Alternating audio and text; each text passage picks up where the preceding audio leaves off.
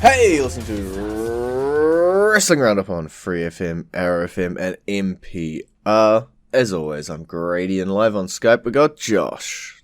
Hey. We have Survivor Series this week to run down the results of 7 matches and a pretty big and important segment at the end. But let's look at the pre-show first. Match got slid onto there. It was a dual brand battle royal to see which brand can get a little bit of a head start on the pre-show, featuring Kalisto, Humberto Carrillo, Angel Garza, Cedric Alexander, Ricochet, Shelton Benjamin, Murphy, Robert Roode, Dolph Ziggler, Apollo Crews, Shinsuke Nakamura, Elias, Jeff Hardy, Chad Gable, Dominic Mysterio, Rey Mysterio, John Morrison, and The Miz. I think they forgot it was a dual brand because at the end, you had 2 SmackDown people versus 1 Raw, and the 2 SmackDown people were trying to eliminate each other.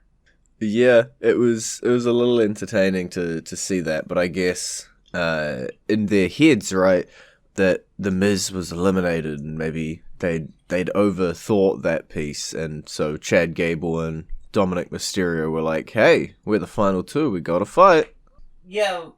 Yeah, and then they announced The Miz as the winner, not Raw as the winner. So I think it was actually just a battle royal. Just happened to have people from both brands in it. It's entirely possible.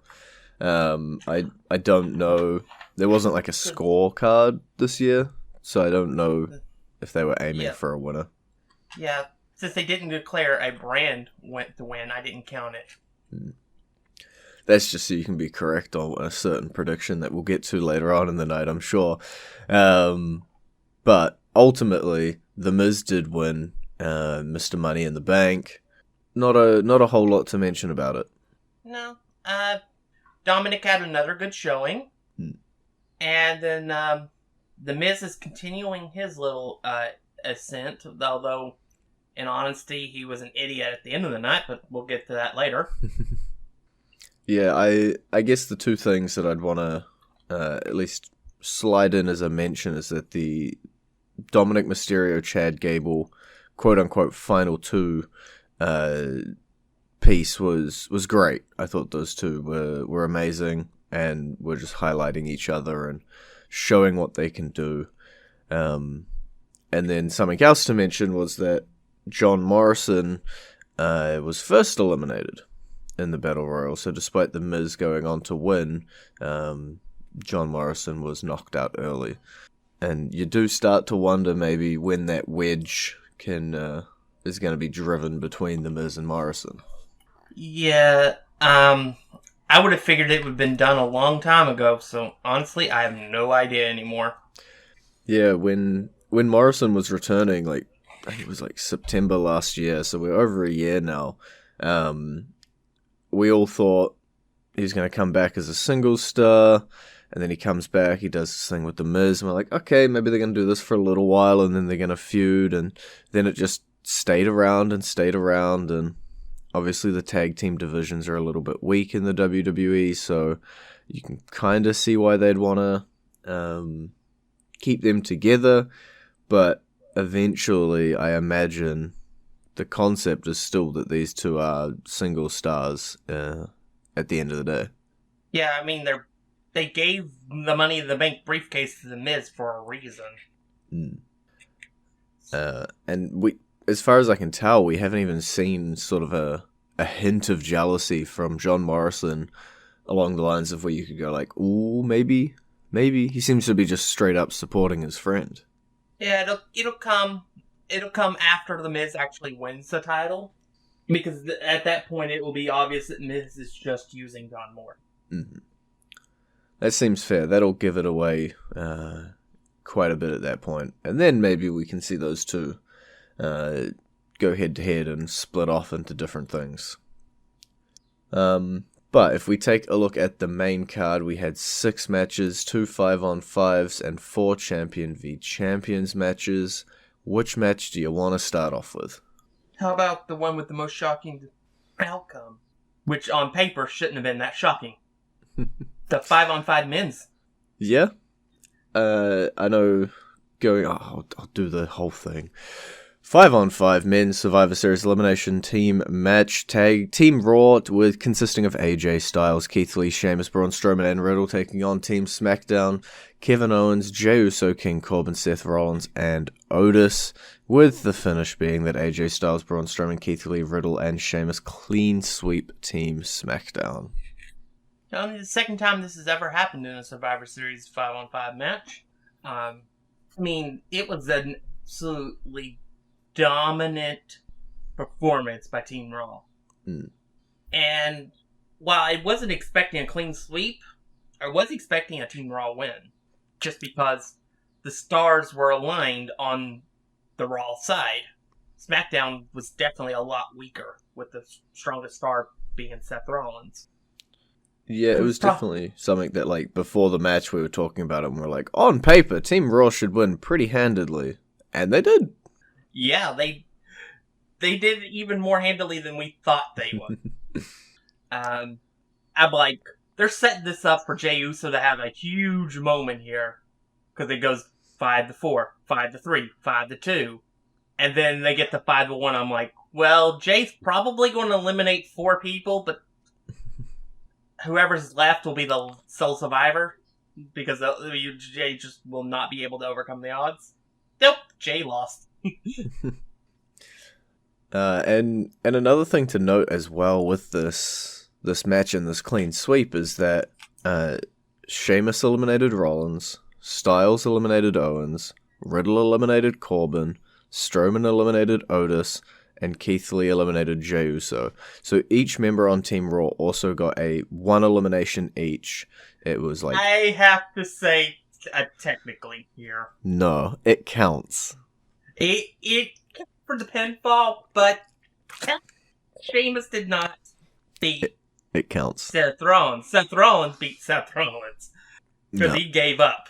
It's in the record book that each of them eliminated another member of Team SmackDown. It counts. Yeah, it's one of those technical situations, though. You might put an asterisk there, but it still says eliminated by Sheamus. But I guess the concept there is that despite Seth Rollins offering himself up as a sacrifice, that each member of Team Raw was able to pick up a win and sort of spread the load evenly, so they can have these series of matches that we see next week on Raw, or this week, sorry, for some of them, and next week for the continuation of, Team Raw exploding into 500,000 pieces to see who's gonna challenge for the championship. One person we know it's not going to be is going to be Braun Strowman. Yeah, I don't have the results quickly in front of me. Well, he was suspended. Yeah. Yeah, he's suspended for putting his hands on WWE official Adam Pearce. Here we go. Yeah, so there was alongside that, there was also a number of matches, one-on-one matches with the 5 members of Team Raw plus Randy Orton being slid in there. Matt Riddle, Keith Lee, and AJ Styles were the 3 to come away with the wins in their matches, and that's going to lead to a triple threat down the line to determine a number 1 contender. Go Keith Lee! Yeah? I will also take Matt Riddle too, but I really want to see Keith Lee. But not AJ Styles. No, but I'm sure they will have one hell of a match when they actually do a face-off, because I never get what I want. They'll go with the opposite just to spite you. Yep. I wouldn't be surprised with that, but we'll have to wait and see who's going to eventually challenge for that WWE Championship. Out of those 3, could be anyone. And yeah, overall on Survivor Series on the night, it was a great showing by Team Raw. They all got shown to be pretty strong monsters.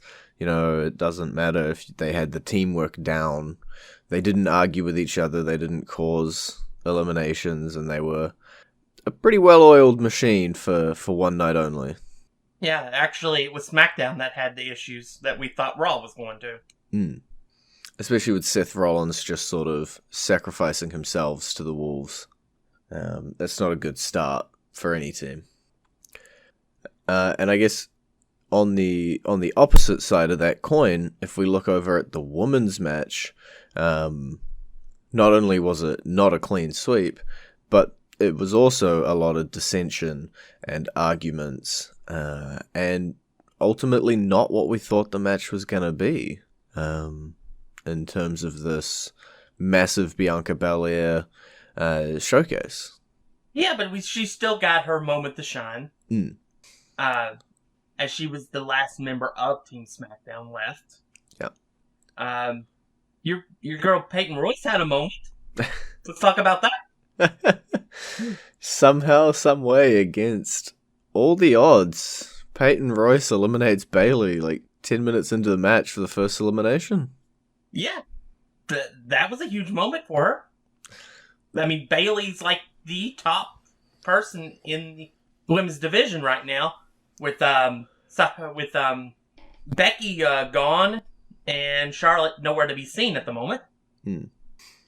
Yeah, I was definitely shocked seeing this elimination. It wasn't something that I expected, but yeah, it happened. I still don't know how to process it. It was a little short-lived with Natalya taking Peyton Royce out a couple minutes later, but it was still a really good moment. And yeah,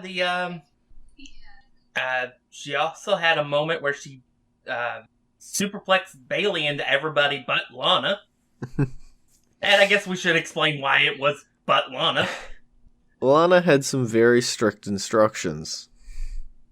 You stay in the stairs. Do not tag in. So they tag her in. And now with that little bit of context, that little bit of juicy nugget, let's get to the finish of the match. We had seemingly three people left in the match. We had the women's tag team champions, Shayna Baszler and Nia Jax, over on Team Raw, and Bianca Belair over on Team SmackDown. It seemed like it was a bit of a numbers game there against Bianca, and then Shayna goes and gets herself disqualified. Yeah, because she refused to let go of the hold after Bianca managed to get to the ropes. And then Nia and Bianca Belair begin the brawl. And this was probably the most impressive thing of all of the entire evening. Bianca Belair actually backdropped Nia Jax over the top of the barricade. The problem is, when she did this, the referee count was at an 8. And unfortunately, she did not have time to get back into the ring. So it was a double count out, which resulted in, since you didn't say it, people would think that would result in a draw. But no, Lana was still an active member of the match, and thus was the sole survivor of the Women's Survivor Series match. It was very well done. I don't recall any sort of fudgy-wudgy finish like this. Ultimately, Team Raw walks away with the win, and Lana keeps getting this seemingly push around picking up a bunch of wins that she probably shouldn't pick up. You know, she was able to come into this and say she was the only member of Team Raw who earned her spot on the team, because the other two were taken out and had to be replaced last minute. And yeah, Lana's stock seems to be on the rise, weirdly. And I'm perfectly fine with that. It was something unexpected, and I cannot criticize WWE for that, because we begged them to surprise us. Yeah. So when they do it, say, good job. And just because we're getting pretty late in the show now, we're going to talk about the segment at the end of the show just for a little bit. It was the Undertaker's seemingly farewell segment at the end, and then we'll go into our entrance theme, and then we'll talk about the rest of the matches. But the Undertaker, he had a bunch of legends come out. They waved at the camera, and then Vince did a little bit of an intro. We got a video package, and then the Undertaker said goodbye. Yeah, and I honestly believe it You think he's done? this time. Yeah, and because he actually said it. Hmm. It never be even when we had the surefire moment we thought he was leaving at WrestleMania 33. He just it was a symbolic thing. Mm-hmm. Then we made it think that was the end when it ended up not being. He actually said it was time for the Undertaker to rest in peace, Yeah. which to me makes it, I think, definitive. I think the Undertaker was finally ready to ride into the sunset, which is technically what he did at WrestleMania this year. Yeah. But they made it official, and I feel like Taker's one of those guys that will say it and believe it. We thought Shawn was. Yeah. Never say never. I won't say, never say never, but I think this is as close to never as you can get. Yeah. In the wrestling business. But yeah, I want to. When I was watching the video package and stuff, I started tearing up because I remembered he's the reason I became a wrestling fan. My connection to him as a part of my family. Because he debuted when I was 3, and I've been watching wrestling ever since I was since 90 when he came in. So it's like my entire life, pretty much. I've watched this guy perform and entertain me. And it just reminded me that segment's gone now. He really was the last of an era. He definitely was. It very much, as much as the match with Triple H, the Hell in a Cell, was marked as the end of an era, this truly is. This is the last standard bearer, the last torch holder, finally resting in peace, and allowing everything to fully flow on over to today's stars. Yeah. So thank you for all the entertainment, the sacrifices, and everything you've done for us, Undertaker. And enjoy yourself in your retirement. And for potentially the last time, if this is well and truly it, unless Josh randomly comes up with a legacy theme song to play for us one week, it's not out of the cards. We will be playing the Undertaker's theme for you right about now.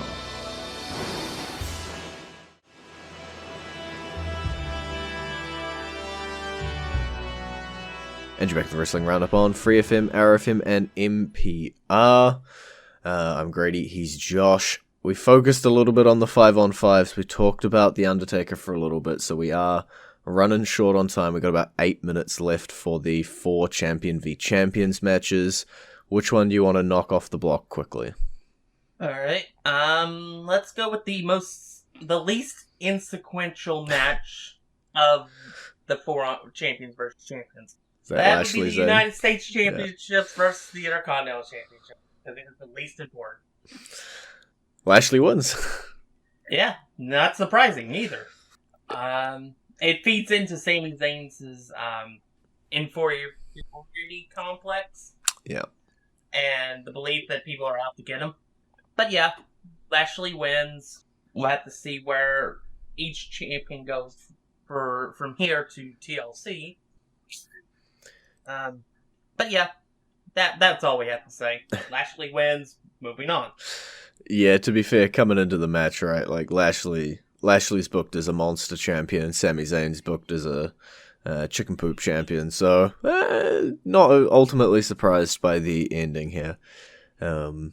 Whereas if we look over at the tag team champions, for example, the match you really wanted to see, the Street Profits versus the New Day. This was an amazing tag match, which shows that WWE can do it if they want to. This was also a very effective passing of the torch. Yeah. Because we had the Street Profits pull off a win and score SmackDown's first win of the night. This match raises questions to me, not because of the match content, but We talk about the depth of WWE's tag team rosters. Is it time to have this match again, but with the unification on the line? Oh, I'd be down for it. I want to see. I would love this. I would pay to see the match again. I have no. I loved it, and I said that night. Yeah. Let's watch this match again. So they wanted to have a title unification match and fuse the two tag team divisions. I have no problem with them putting these two tag teams against each other again. Now, the Street Profits would have to win because there's no point in the New Day being the champions of both divisions. And that would also give them like a real air of superiority in the tag team division to have 2 wins on the New Day. Yeah. But yeah, that was all. That match was about showcasing the tag team division and elevating the Street Profits to the New Day's level. And I think they worked. I think it worked. Yeah. The Street Profits came out of it looking golden. And talking of the one half of the golden role models, Sasha Banks, she managed to walk out with another win for SmackDown over Asuka. Yep. Great match, too. I think this one was probably the one I was most surprised by, because although Sasha just did get the title, so that was more than reason to back her. Mm-hmm. Sasha could not beat Asuka to save her life without Bayley's help. Yeah. All summer. So, and Asuka wasn't really hurt by this because it was a roll up. But yeah, it was just 2 really good women performing at top level and having a great match. And Sasha won. Is this the start of a sort of Sasha righting her previous wrongs or breaking curses of her past? She's able to pick up the win over Asuka. 1, 2, 3 in the middle of the ring without Bayley.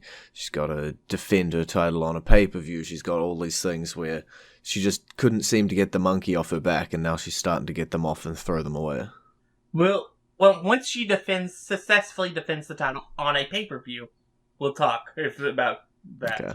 Let's see in a month from now then. Yep.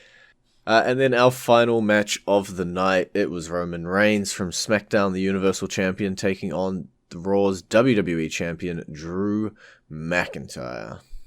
These two went to absolute...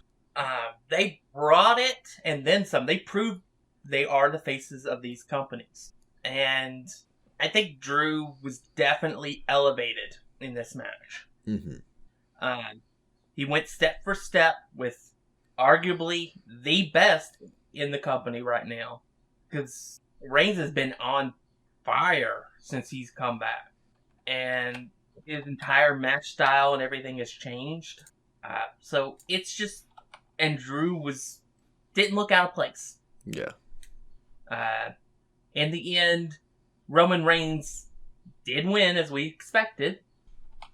But Drew has nothing to be ashamed for. He definitely proved he's a 1A. It's definitely Roman Reigns and Drew McIntyre are 1A, 1B. Mm-hmm. But that leads me to my comment earlier about The Miz. Yeah. These two went to absolute war. They put each other through tables and stuff. Drew McIntyre was knocked by a submission move.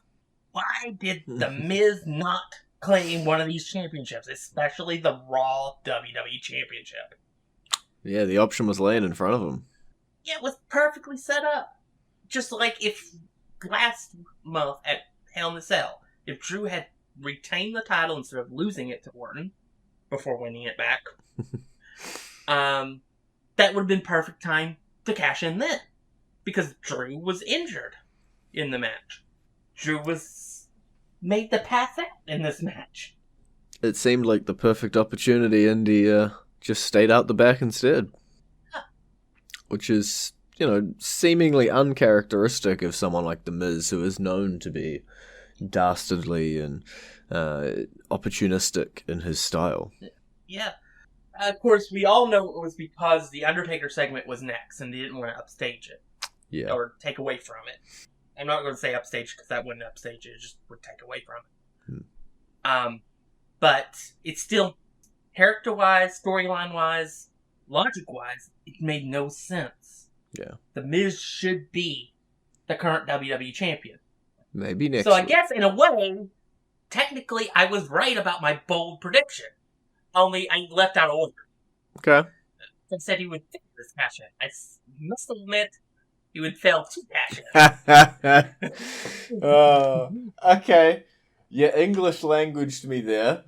Technically, that is correct. Yes. Okay. I'll let you have it. But that is what we will end on this week because we have run out of time. It's been great talking to you. Bye. You can visit our Facebook page, facebook.com/wrestling radio, Twitter page, twitter.com/wrestling radio, and we'll catch you next week.